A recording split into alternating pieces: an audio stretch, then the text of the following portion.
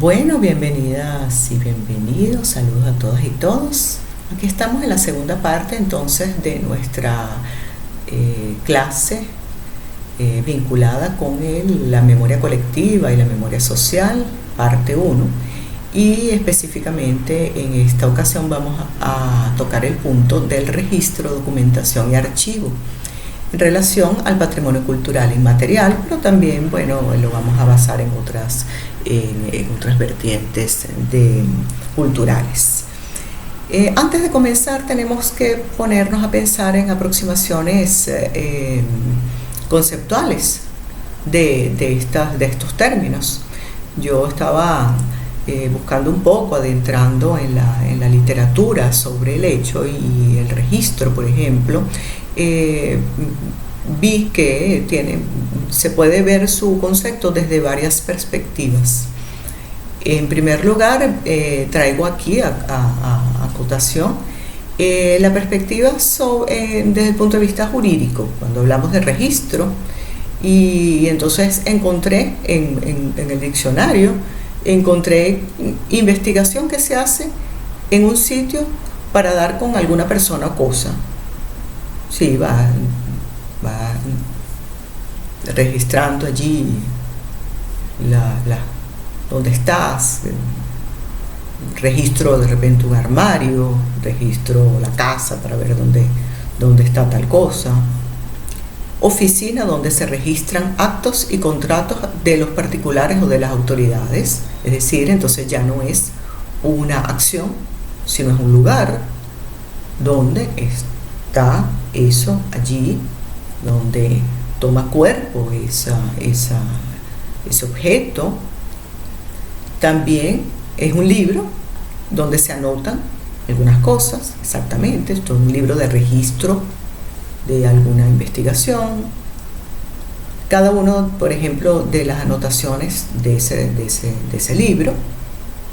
Y otro tipo de soportes, por ejemplo, la grabación puede ser un soporte de memoria, recordemos la primera clase, pero también es un registro de la actividad que se está desarrollando acá. Entonces, en este caso, desde ese punto de vista jurídico conseguimos eso, pero si lo vemos desde el punto de vista antropológico, la cosa es diferente porque está asociado a técnicas metodológicas emparentadas con el proceso etnográfico, nos dice aquí el diccionario. Es decir, allí ya el registro está emparentado con una investigación que va a hacer lo que se llama un trabajo de campo, donde van a entrar allí otros sujetos, otros actores sociales, físicos, aparte de la persona que está haciendo la investigación en sí. La acción de registrar, por supuesto, como verbo, colocar en un soporte de memoria el producto de la investigación que se está realizando. Si voy a hacer un trabajo etnográfico, por ejemplo, a una aldea indígena, o voy a hacer un trabajo etnográfico en un colectivo social urbano, debo hacer ese registro de lo que estoy investigando. Debo dejarlo en ese soporte de memoria para que otros accesen, inclusive yo, porque recuerden lo que hablamos antes, la memoria nos puede fallar y por ello entonces tenemos ese registro allí para ayudarnos con ese recuerdo y también como una prueba. Bueno, registro esto, aquí está la prueba de que eso se hizo de esa determinada manera, en ese lugar, en ese tiempo, en ese espacio. Habla también de los soportes que pueden ser utilizados en este registro, por supuesto, fotografías, videos, anotaciones, estos libros también, pero sobre todo se utiliza mucho lo que es la parte también audiovisual, este tipo de cosas que tienen que ver mucho con la imagen, ¿verdad? Porque aquí dice, no basta con la percepción, sentimiento y visión del investigador o de la investigadora, porque es necesario tener una prueba de que eso, lo que decíamos antes, de que eso se llevó a cabo.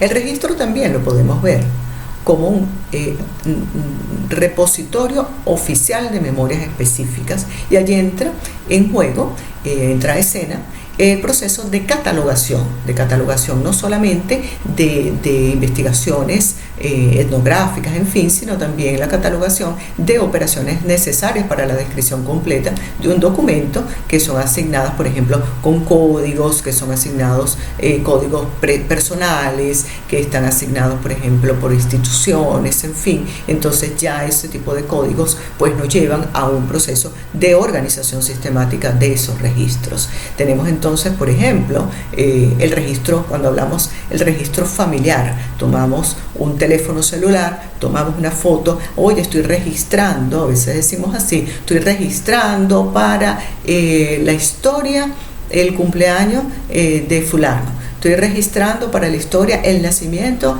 de fulano, de fulanita, el hijo de fulana, cuando se ganó la primera medalla en el colegio, cuando se ganó la primera medalla en algún deporte, en fin, ese registro familiar también, por supuesto, siempre vinculado a la parte social, porque uno registra, uno registra para uno, pero registra también para que otras personas recuerden eso que nosotros queremos recordar allí. O sea, nosotros lo hacemos socialmente. Realmente es un registro de una memoria que va a ser traspasada, transportada una memoria hacia la parte social.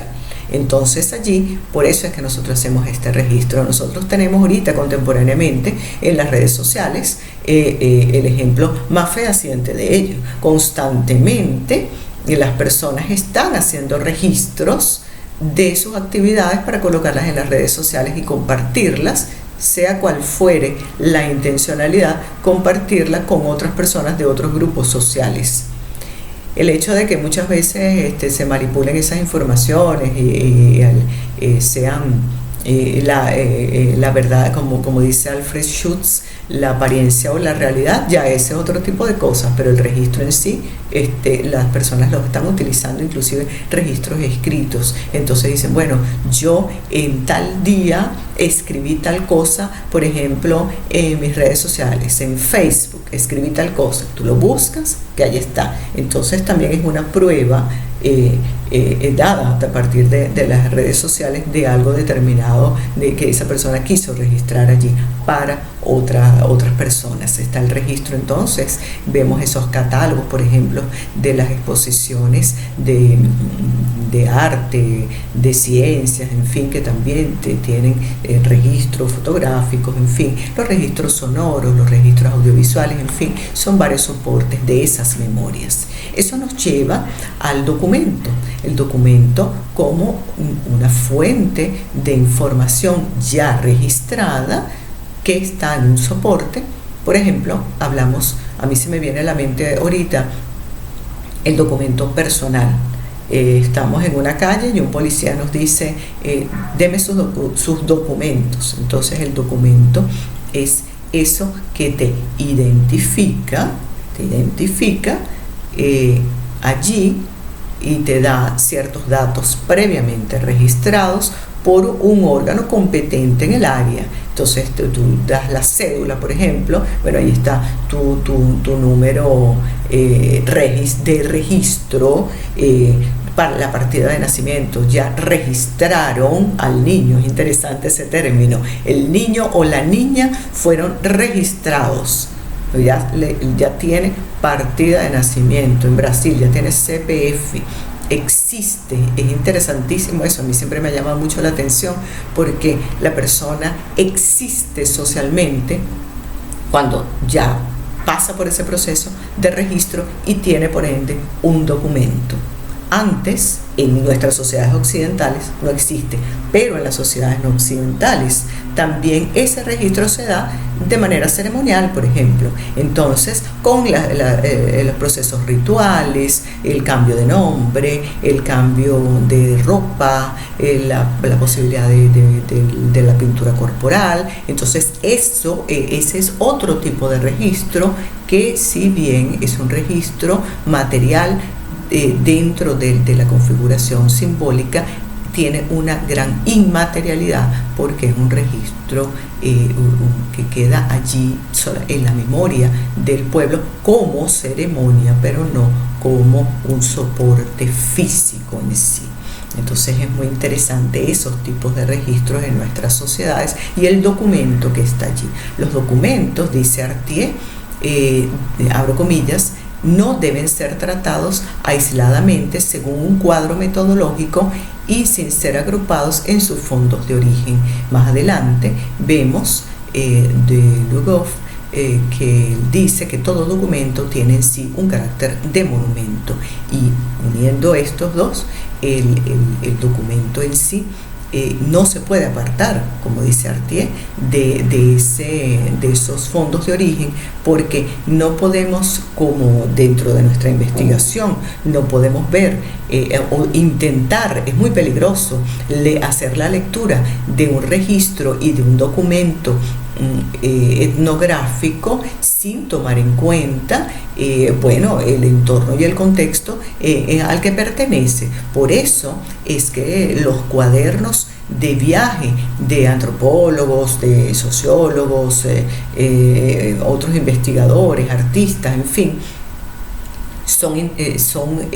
deben, inclusive las piezas arqueológicas, los vestigios arqueológicos, ellos son registros de unas sociedades, pero deben ser analizados tomando en cuenta el contexto y el entorno, el contexto geográfico, pero también el contexto histórico dentro del que ellos fueron generados, y a partir de cuáles lecturas los especialistas hicieron de esos momentos y de esos procesos culturales de personas, en fin.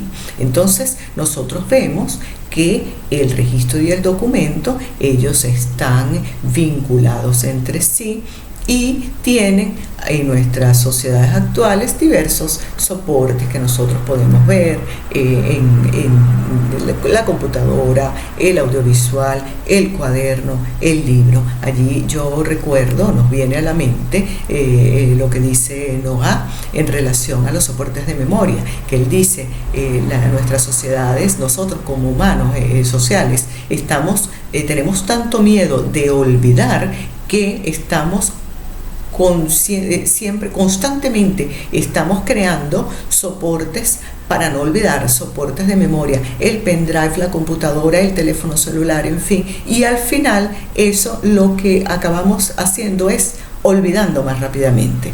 Y es verdad, porque por ejemplo yo me pongo a pensar cuando no habían celulares, uno se acordaba los nombres de los teléfonos de un gentío, si bien agarrábamos y los anotábamos en unas libretas, el teléfono de fulano y tal, porque obviamente teníamos que tener ese soporte memorial para recordar, la dirección, el nombre y tal, el teléfono, pero no sabíamos, por ejemplo, el teléfono de la casa, el teléfono del novio, el teléfono de la mamá, en fin. Y ahora, como el celular, por ejemplo, es un aparato que cada día va creciendo más, no solamente que tiene la fulana memoria, tiene tantos gigas, tantas cosas, pero la capacidad en sí de recordarnos antes, voy a ponerle una alarma que me va a decir a las 3 de la tarde tienes una reunión con fulana. Entonces este tipo de soportes de memoria acaban haciéndonos que nosotros nos olvidemos, porque tenemos allí depositamos en esos objetos nuestra plena confianza. Me va a recordar lo que yo voy a hacer. Entonces, exactamente, creamos tantos soportes de memoria por miedo a olvidar las cosas que acabamos olvidándolas porque dejamos esa responsabilidad en esos dispositivos. La documentación, como la acción en sí de documentar, nos lleva a un detallado procesamiento de diversas informaciones respecto a un determinado tema, y el conjunto de eso obtenido de esos documentos organizados nos sirven entonces como ese soporte de memorias que están descritas que obviamente fueron registradas previamente y que tienen un fin específico. Por ejemplo, en el caso de la cédula tiene un fin específico: identificar a esta persona como un ciudadano social, como por ejemplo, nació en tal parte, es de estas características. Yo, por ejemplo, el otro día estaba revisando un documento que tengo de mi padre, fallecido hace muchísimos años, y es la cédula de identidad de él, y me llamó mucho la atención porque la cédula decía características físicas de la persona, es decir, los ojos marrones, piel, en el caso de él, ojos marrones, piel blanca, cabello castaño, estatura 1,70, todo así pormenorizado, cosas que no cambian.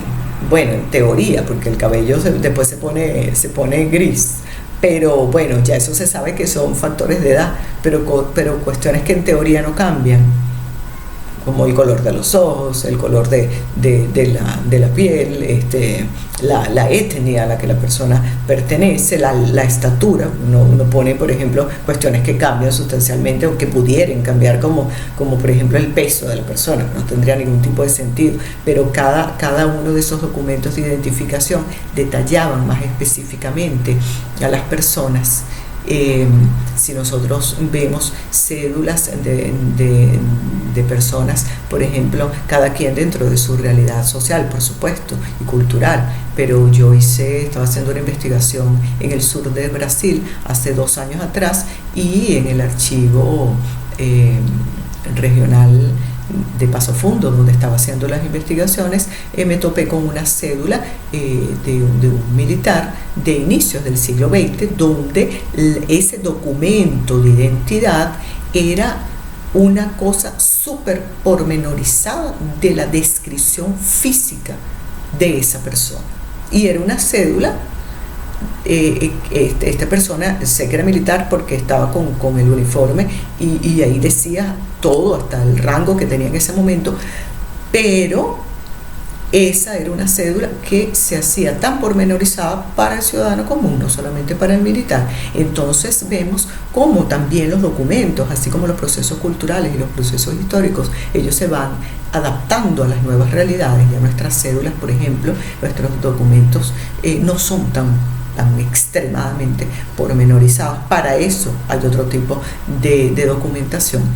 Entonces vemos que esas lecturas son esenciales, verlas desde nuestros entornos, y también ubicarnos, como diría Alfred Schuss, en el aquí y ahora de nosotros, hacer la lectura desde la perspectiva del entorno histórico, cultural y temporal en el que estamos viendo ese documento, ubicarlo a dónde perteneció, y evitar así también juicios de valor, porque muchas veces hacemos unos juicios de valor de registros y de documentos que en ese momento se hacían de esa manera. Entonces tenemos que tener mucha atención con esto. En cuanto al archivo, también hice ese ejercicio allí buscándolo, y lo conseguí desde el punto de vista de la bibliotecología. Y encontré instituciones culturales donde se reúnen, conservan, ordenan y difunden los documentos reunidos por personas, bien sea jurídicas, públicas o privadas, en el ejercicio de sus actividades con el fin de utilización para la investigación, la cultura, información y la gestión administrativa. El archivo para Rodríguez, y voy a citar, abro comillas, es un conjunto de documentos producidos y recibidos en el transcurso de las acciones necesarias para el cumplimiento de la misión predefinida de una determinada entidad colectiva, persona o familia, cierro comillas, de manera tal que el registro, el documento, la documentación y el archivo de ciertos procesos, bien sea investigativos, en fin, tienen necesariamente que ver con la memoria. Son soportes de memoria para fines específicos, según lo que nosotros como investigadores querramos, o como personas jurídicas, en fin, como instituciones, tengamos la necesidad o el deseo de utilizar. Aquí debemos tomar en cuenta lo que citamos en el final del video anterior, de la Biblioteca de Babel de Jorge Luis Borges, donde él hablaba de esa biblioteca como ese gran archivo, ese gran registro, los libros del universo. Nosotros vemos que el libro en sí, las colecciones de libros, de documentos, son parte de que están archivados, están organizados en un determinado espacio, con códigos determinados, en fin, ellos son documentos y registros, aunque interpretativos en muchos casos, como el de la literatura, de la memoria a partir de las memorias de la cultura material, a partir de la memoria de la cultura, procesos, manifestaciones de la cultura inmaterial. Allí entonces nosotros tenemos varias ideas de archivar ciertas cuestiones vinculadas a nuestros procesos culturales y no necesariamente ampliarlas en las posibilidades de soportes como tal en bibliotecas o en oficinas, sino también la propia vida. Yo les recomiendo, que está en la bibliografía, de todas maneras se los digo aquí, un texto interesantísimo que se llama Archivar la propia memoria, y es de Philippe Artier. Artier, él habla aquí de las lembranzas aquí puse un portuñol, de los recuerdos de su infancia. También nosotros nos podemos poner a pensar en ya lo que nos habla Proust en relación a esas memorias en busca del tiempo perdido, cuando él va evocando a partir de sus memorias afectivas en relación a la memoria gustativa, cuando prueba después de tantos años las famosas magdalenas y lo va llevando a una serie de memorias vinculadas con su infancia, memorias que se traducen en gustos, en personas, en situaciones, se corporizan en aquel pancillo, pero se corporizan desde el punto de vista afectivo. Eso es un proceso memorial que retrata lo lleva a esos recuerdos de los que habla Howatts, que no nos permiten estar solos como humanos sociales y que nos llevan a otras evocaciones. Artier, en este artículo de Archivar la propia memoria, nos dice, voy a citar una parte: imaginemos por un instante un lugar donde hubiésemos conservado todos los archivos de nuestras vidas, un local donde estuvieran reunidos los apuntes, los antetextos de nuestras existencias.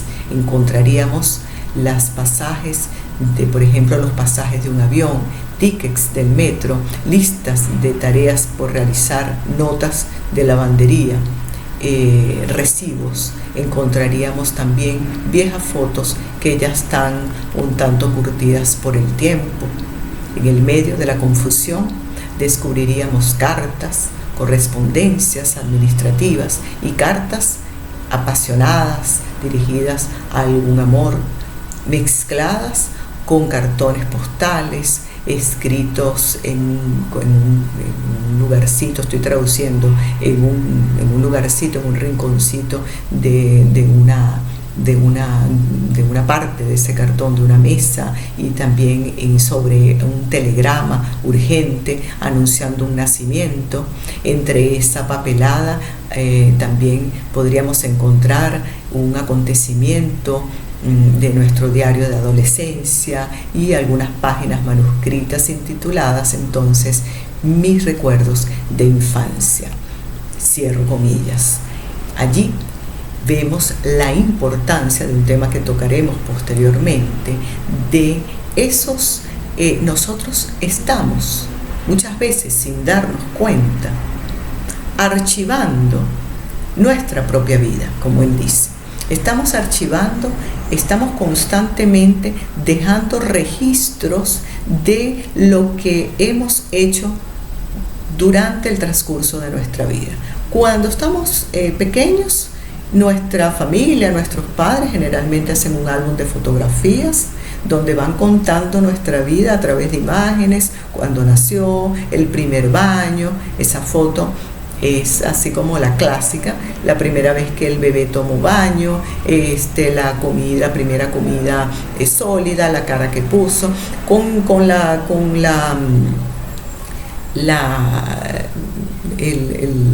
el descubrimiento, en fin, descubrimiento no, la construcción de las redes sociales y de estos aparatos maravillosos que tenemos en la actualidad. Ese registro permanente de la vida se hace más constante, y entonces archivar nuestra vida se ha hecho parte de nuestra propia cotidianidad. Ahí vamos pasando entonces y vamos hurgando en esas memorias y vamos buscando las fotos. Fíjense ustedes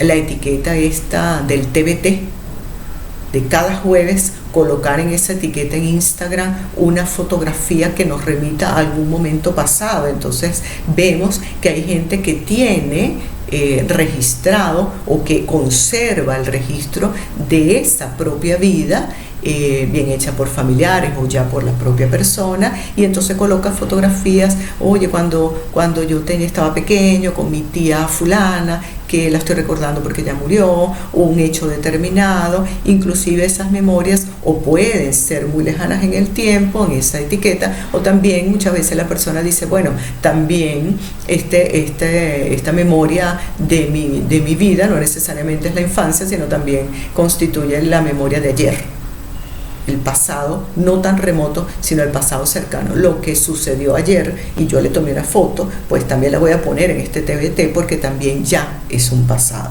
aunque por supuesto más reciente. Entonces nosotros siempre, muchas veces sin darnos cuenta, hemos constantemente registrado nuestra vida, la hemos documentado, la hemos organizado y la hemos archivado, la hemos organizado, o a veces no tan organizado, pero la hemos colocado, por ejemplo, en una cajita, en un lugar especial y en álbumes, en fin, para tenerlas como soporte de memoria, y para que eso también sirva para nosotros podernos conocer y darnos a conocer en nuestras otras generaciones que vendrán.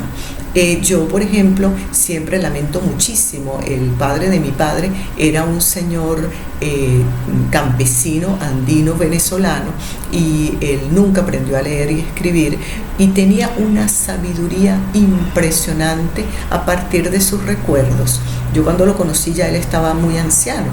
Él murió de 97 años, a pesar de que estaba muy anciano, era un señor muy lúcido, pero él tenía muy presente sus memorias de infancia, sus memorias de adolescencia y de temprana adultez en su pueblo natal.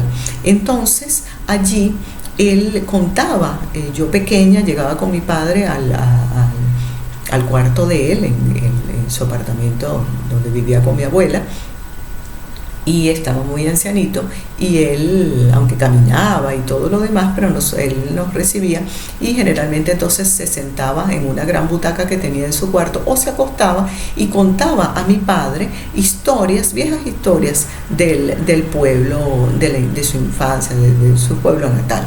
Allí entonces yo lamenté muchísimo que nunca nadie se hubiese tenido esa conciencia de registrar, de documentar y de archivar esas memorias de mi abuelo, porque yo lo poco que me recuerdo, y entonces ahí viene el proceso de memoria social, porque muchas cosas evidentemente no las recuerdo, pero las uno con mis recuerdos posteriores de nuestro pueblo, y las he tratado de traer en sí, y las estoy escribiendo en una suerte de proyecto de libro que algún día terminaré, eso espero, pero siempre lamenté que no hubiese un registro, una documentación y un posterior archivo de esos cuentos, de esas narraciones que él hacía porque hubiese sido muy interesante, porque era memoria histórica de esa parte de los Andes, del estado Trujillo.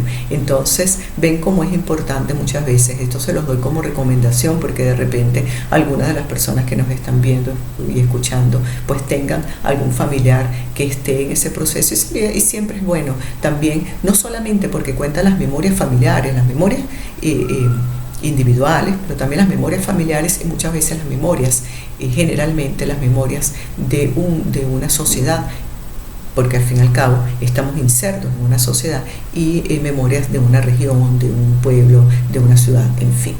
Bueno, seguimos entonces siguiendo con esto de archivar la vida, nuestras memorias. Traemos una cita de Perec que dice, abro comillas, existen pocos acontecimientos que no dejan al menos un vestigio escrito. Casi todo en algún momento pasa por un pedazo de papel, una hoja de un cuaderno, una página de una agenda, y no importa qué otro soporte ocasional sobre el cual se pueda inscribir nuestra velocidad variable y según nuestras técnicas diferentes, de acuerdo, por ejemplo, al lugar, la hora, el humor es importantísimo en el que nosotros tenemos, y diversos elementos que componen la vida de todo el día. No conservamos sino una parte una parte ínfima de todos esos vestigios. Ven que nosotros entonces estamos allí. ¿Por qué nosotros archivamos nuestras vidas? Para responder entonces a esta parte, tenemos entonces que ponernos a pensar en el individuo como ser humano que quiere ser recordado. De allí el erigir monumentos. Yo siempre pongo el caso de los cementerios porque me gusta trabajar con sistemas de muerte y lugares de memoria a partir de cementerios. Pero ¿por qué nosotros erigimos esos lugares de memoria? Para que nos recuerden más allá de la muerte. Porque habría que preguntar entonces, ¿para qué siempre estamos archivando nuestros procesos de vida? Eso es una pregunta que nos hacemos y se las traspolamos a la parte social.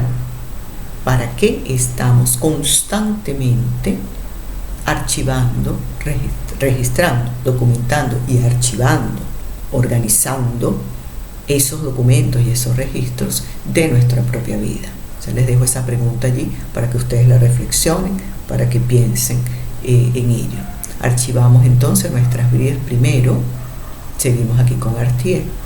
En respuesta al mandamiento, archivarás tu vida y harás por medio de múltiples prácticas, mantendrás entonces esa cotidianidad. Hay gente, por ejemplo, que hace diarios, escriben diarios. Ahorita el diario, por ejemplo, yo no sé, no he hecho esa investigación. Les invito de repente a que la hagan. No sé si hayan personas que estén escribiendo diarios ahora, como lo hacían antiguamente, que inclusive le ponían un candadito al diario para que no fuera profanado por algún lector furtivo, indeseado. Pero la persona, no sé si ahora todavía harán esos diarios íntimos, pero en todo caso, el Facebook, por ejemplo, se ha convertido. Esto es un fenómeno interesante de pensarlo, porque el Facebook y las redes sociales, pero sobre todo el Facebook, se ha convertido en un diario, no tan íntimo, pero sí un diario. A veces personas hacen un diario cotidiano, diario real, diario tal cual la palabra lo indica, diario. Todos los días colocan algo, inclusive de lo que le ha sucedido en su vida cotidiana. En estos tiempos que estamos viviendo ahora, y ahí pensamos en las memorias para los tiempos futuros. Cuando estamos viviendo ahora los tiempos de la pandemia que acarrea la enfermedad COVID-19, y muchos estamos en confinamiento en nuestras casas. Y entonces ese confinamiento ha servido, y lo invito para que revisen que muchas personas a través de sus redes sociales, sobre todo Facebook, porque él permite que se escriban muchas cosas, ya por ejemplo Instagram y tal, ya el texto se puede hacer largo, pero generalmente se hace más con fotografía. Pero hay personas, por ejemplo, que están haciendo un diario. El día número 1 de la cuarentena, número 2 de la cuarentena, número 3 y así sucesivamente. Entonces, por un lado, nosotros podemos hacer una lectura, no solamente de la psicología, no de esa persona, sino también, pero no es el caso, sino desde el punto de vista social, de esa parte de esa región, en fin. Y también vemos cómo que podemos sacar inclusive estadísticas de ciertas ciudades. Yo, por ejemplo, tengo una conocida en Caracas que ella ha puesto todos los días, ella hace un diario que lo hace tanto en Instagram como en Facebook, donde coloca día número 1 de la cuarentena, hice tal cosa, me leí tal cosa, vi tal película, hice tal. Número 2, entonces nosotros vemos, por ejemplo, podemos hacer una estadística simple de la ciudad de Caracas o la ciudad que fuera, Lima, en fin, de la persona que lo esté haciendo, Suiza, otros países, Suiza, Inglaterra, no sé, Bangladesh, en fin, que las personas que estuvieran haciendo esto, podemos sacar la cuenta, bueno, esta ciudad de tal país en determinado momento tuvieron tantos días de cuarentena, por ejemplo. Entonces fíjense ustedes lo importante y todo lo que ha llevado la incursión de las nuevas tecnologías en nuestros procesos sociales memoriales en cuanto a esto es totalmente cultura inmaterial con soportes de memoria. Archivamos entonces nuestras vidas cada día con mayor constancia. Hacemos, por ejemplo, las autobiografías que podemos retratar no solamente la escritura escrita y oral, sino también la autobiografía como retrato del pintor, el autorretrato, como una práctica de un archivo de acontecimientos también, de una narrativa personal de nuestras vidas, una narrativa social también. Pasamos entonces como dicen estos autores, pues arreglamos ciertas cosas en nuestra vida, las desarreglamos, reclasificamos también, importante. Yo me acuerdo, por ejemplo, que en mi casa, en la infancia, había era un álbum, a mí me da risa, pero es verdad, mucha gente a lo mejor lo hizo también, con toda seguridad, un álbum de fotografías familiares, y de repente veíamos que eran fotografías sepia, que eran unas fotografías antiguas, en los años 40, 50, así, y resulta que habían fotografías que tenían una silueta recortada. Entonces yo le preguntaba a la persona dueña del álbum, mira, pero ¿y por qué esto está recortado? Entonces me decía, porque esa persona, en ese momento que tomamos la fotografía, era nuestra amiga y ya no es porque se portó muy mal, yo esa persona definitivamente la odio y entonces la recorté. Entonces fíjense ustedes la lectura que nosotros podemos dar a ese intento de borrar la memoria grupal de esa persona que perteneció a ese grupo social, que se enemistaron, o por lo menos la persona dueña del álbum de fotografías, se enemistaron y ella, voy a recortarla porque no está.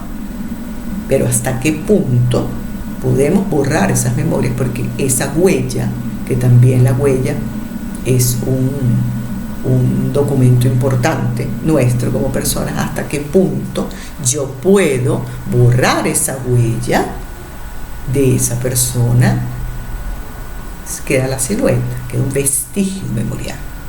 Otros archivos, por ejemplo, es el currículum profesional, que es un inventario de nuestros archivos, ¿verdad? En el currículum tenemos una biografía resumida muchas veces de nuestra vida. Siempre el currículum es académica, pero también se traslada también se puede trasladar también a veces hasta inclusive el currículum. Hay currículum que exigen, por ejemplo, que uno diga si está casado, si está soltero, cuántos hijos tiene, en fin. También estamos registrando los documentos estos de los cartones de vacunas, de las vacunas que tenemos desde niños. Esto nos pueden decir también el registro, bueno, de la parte de la salud, por ejemplo. Registrar, documentar y archivar. El papel de los archivos en los procesos de integración y exclusión social también es sumamente importante, esencial. Para ser recibido bien socialmente, para continuar existiendo, es necesario estar siempre presentando una serie de documentos, una serie de papeles. Si infringes esto, puedes ser detenido, inclusive puedes ir preso o detenido un momento. El registro, la documentación y el archivo de nuestra vida familiar constituye, por un lado, una memoria íntima, como dije, pero también una memoria colectiva y una memoria social cuando está vinculada con nuestras amistades. Pero muchas veces en esos libros, en los diarios, fíjense ustedes que pareciera así, en los diarios personales, de escrito, en fin, que lo guardamos para sí, aquel que les decía que tenía el candadito, en los diarios personales caben las otras personas, es personal en relación a lo social, caben los cuentos de otras personas. En el álbum familiar, generalmente es eso, familiar, está en la familia, está, y amigos muy íntimos no permiten mucho esa intromisión de agentes externos, pero están hechos para los agentes externos, están hechos para las otras personas. La idea entonces de perpetuar una identidad, por ejemplo, como los memorialistas, está la supremacía de lo escrito en estos soportes de memoria, pero también con otros documentos y otros archivos, y todas estas nuevas incursiones. Aquí la oralidad, que ya la vimos anteriormente, pero la oralidad en este mundo en el cual estamos muy rápidamente inmersos, cada día está cobrando mayor sentido. Fíjense ustedes en estos tiempos cuando están surgiendo muchísimos live. Entonces la oralidad ha cobrado un sentido específico bien importante en los procesos memoriales de nuestras sociedades contemporáneas. La memoria está sostenida, está puesta en escena a partir de la palabra hablada. Sabemos que hay tradiciones orales, hay testimonios, implican, pero fíjense ustedes qué importante, y ahí reivindicamos a Jan Pansina y a Walter Ong, que grandes teóricos sobre la tradición oral, reivindicamos la importancia de la palabra hablada también en nuestras sociedades occidentales contemporáneas, porque nosotros, por ejemplo, fíjense ustedes la incursión tan importante que ha tenido el podcast.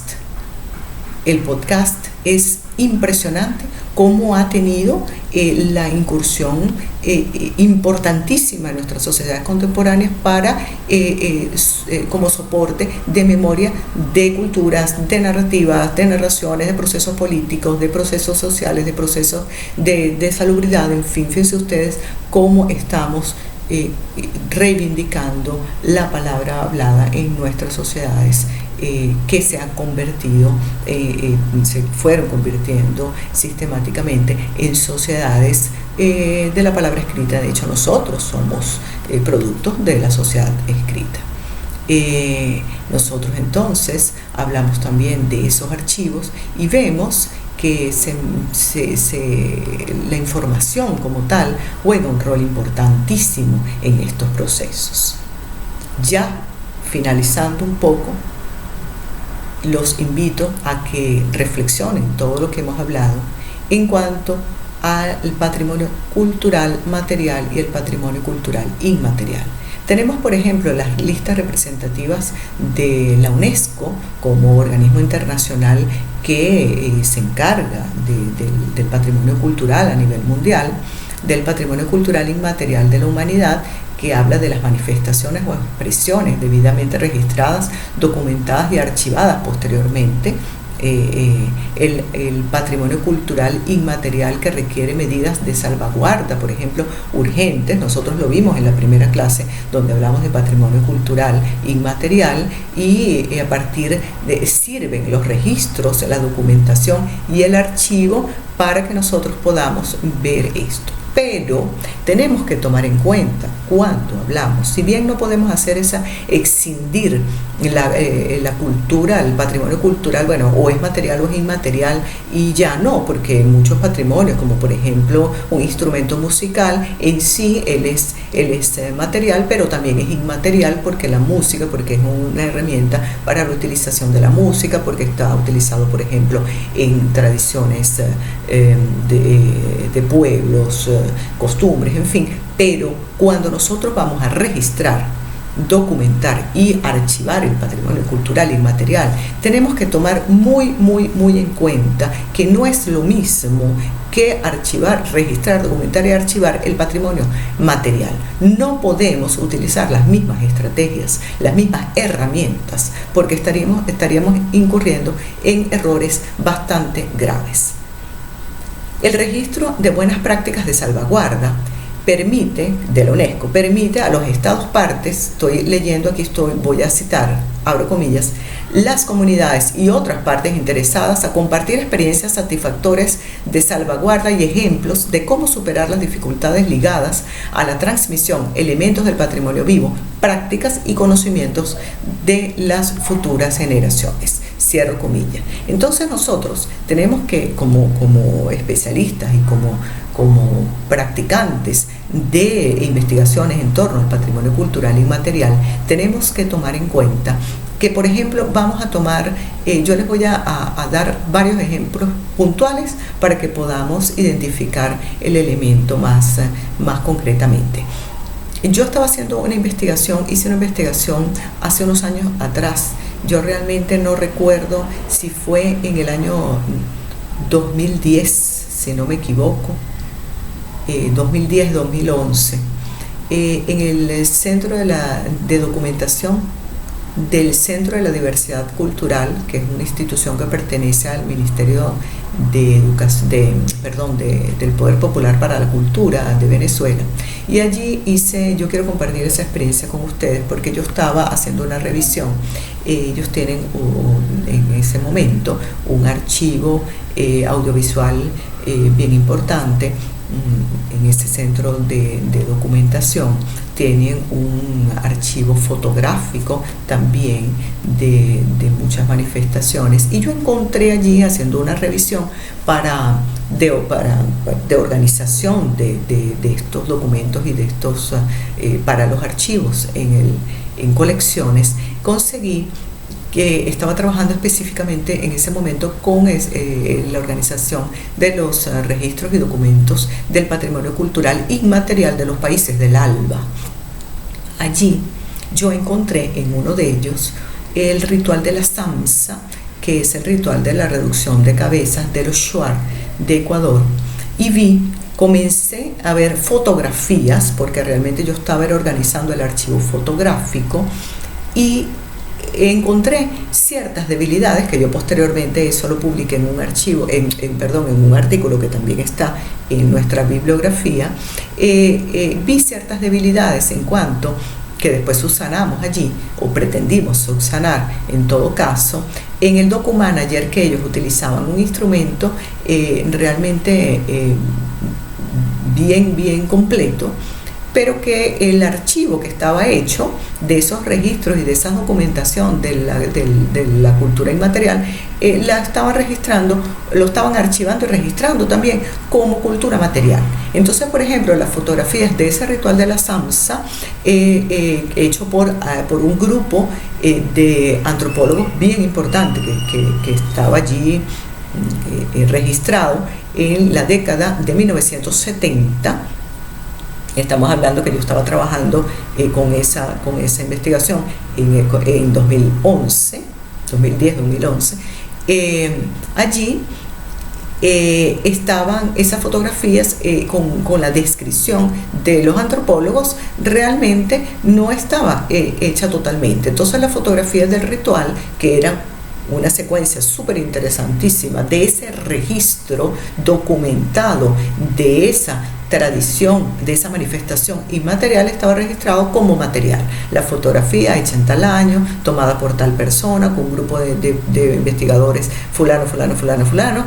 No voy a nombrar a nadie porque entonces incurro en la omisión.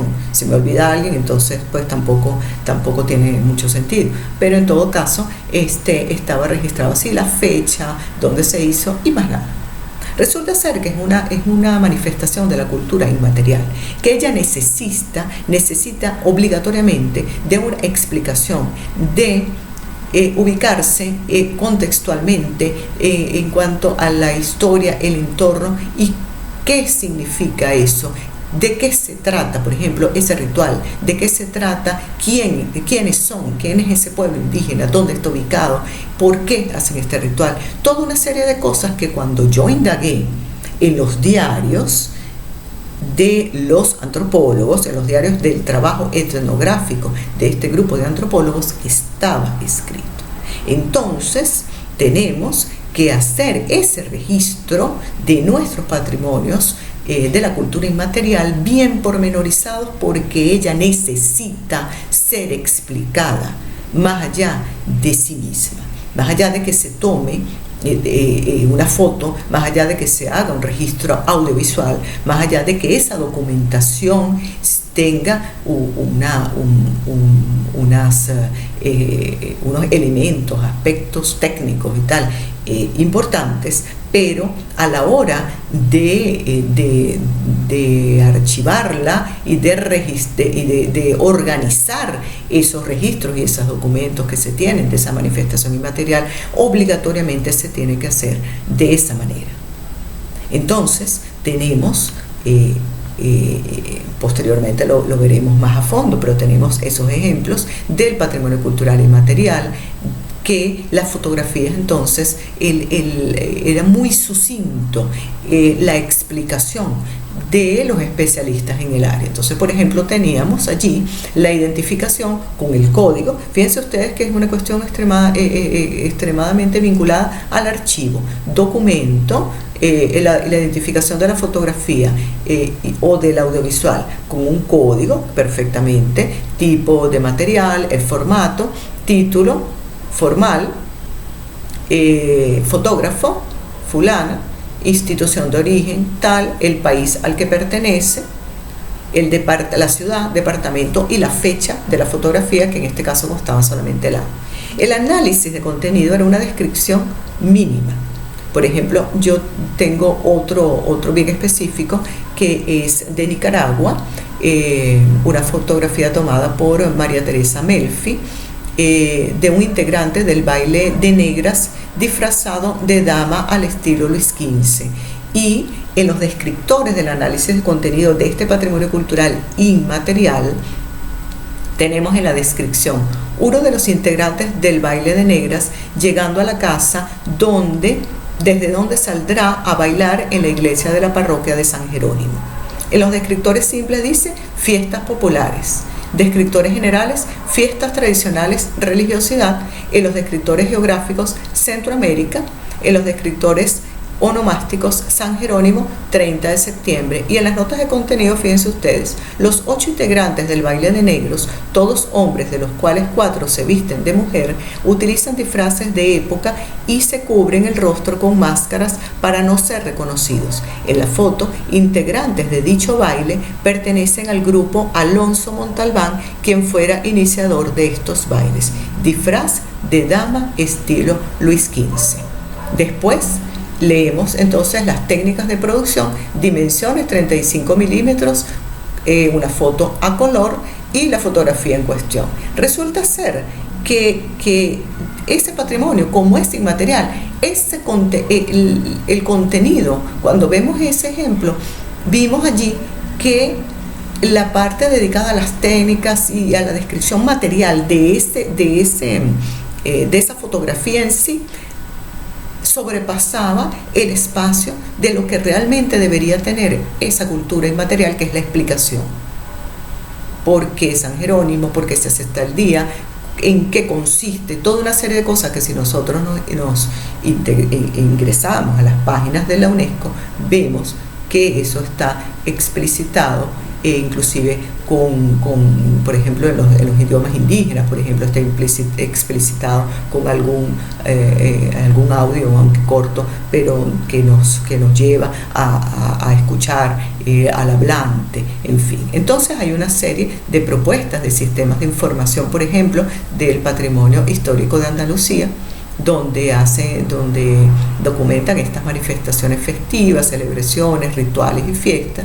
Habla de las formas de expresión y comunicación significativas de estos patrimonios inmateriales, de este patrimonio histórico de Andalucía en España, oficios y modos de hacer. Hablan también de las cocinas y van entonces en ese archivo, van identificando la localización, van haciendo una descripción pormenorizada de los oficios, de los modos de hacer, de recetas, la descripción de las cocinas, por ejemplo, la descripción de las formas de expresión, los agentes, los ámbitos significativos y las valoraciones de estos patrimonios. Entonces, ¿qué sucede con la cultura inmaterial?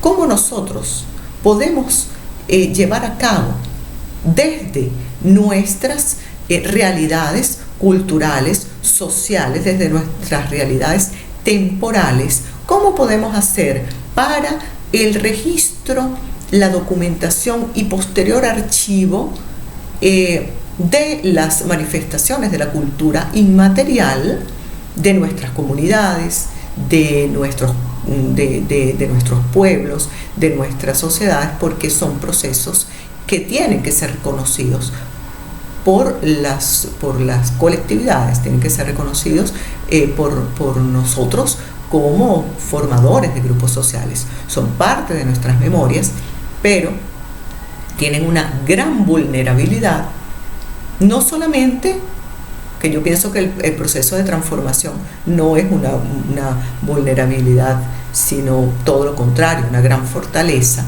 Pero ¿cómo hacer, por ejemplo, para registrar viejos cuentos de infancia, viejas narraciones que nos hacen estos sabedores culturales, las personas, las matronas? ¿Cómo hacemos para registrar fielmente y registrar, documentar y luego archivar las manifestaciones del patrimonio cultural inmaterial sin incurrir en los errores de colocarla como que si fuera un patrimonio material? Acá en este mismo canal YouTube yo coloqué un trabajo compartido con el profesor doctor Gabriel Gómez, quien es un ejecutante de la bandona venezolana, y él tiene una fundación allá en los valles del Tuy, en Venezuela, que trabaja específicamente con personas de bajos recursos económicos de la zona, con niños y niñas de bajos recursos económicos de la zona, y les enseña no solamente la ejecución de la bandola, sino también les enseña la historia de la bandola. No es solo enseñarles la ejecución de un instrumento musical tradicional venezolano, sino enseñarle los diferentes tipos de bandola que hay, las diferentes músicas que se toman con los diferentes tipos de bandola que hay, pero también enseñarles la cultura alrededor de ese instrumento musical que es material, pero desde la inmaterialidad de la sabiduría popular, tradicional, musical, regional de esas partes de Venezuela. Allí entonces él tiene en esa fundación, que en ese video está, él tiene varias bandolas, no solo tiene las bandolas en exposición y las bandolas que están utilizadas para que los niños y niñas las toquen, porque son niños, como les dije, de bajos recursos. Muchos no tienen dinero con que comprar un instrumento musical, entonces él se los da en calidad de préstamo allí y ellos entonces pueden tocar ese instrumento musical. Él entonces hace el debido registro de ese patrimonio, de la bandola como patrimonio material, con toda está hecho de tal material, pertenece a tal época, fue hecho por tal luthier, en fin, pero también entonces hace el registro, porque él es del área de patrimonio cultural, él hace el registro debido de la bandola como patrimonio cultural inmaterial a partir de las manifestaciones culturales, musicales que de ella se pueden llevar a cabo. Entonces, yo los invito, ya cerrando esta segunda parte de la memoria, que hablamos de la memoria colectiva, la memoria social, para llegar al registro, documentación y archivo del patrimonio cultural inmaterial, que vean que desde sus propias realidades sociales, culturales, regionales, urbanas, de pueblos, de aldeas, de periferias, en fin, cómo proponer alternativas cónsonas con sus realidades y sus lugares para registrar, documentar y archivar sus propias manifestaciones de la cultura inmaterial y que son efectivamente patrimonio de nuestras propias sociedades. Entonces, muchísimas gracias por haberme acompañado en esta virtualidad sobre memorias, y nos continuaremos entonces en una próxima oportunidad ahondando más sobre el tema del patrimonio cultural inmaterial tan apasionante. Un gran saludo, abrazos.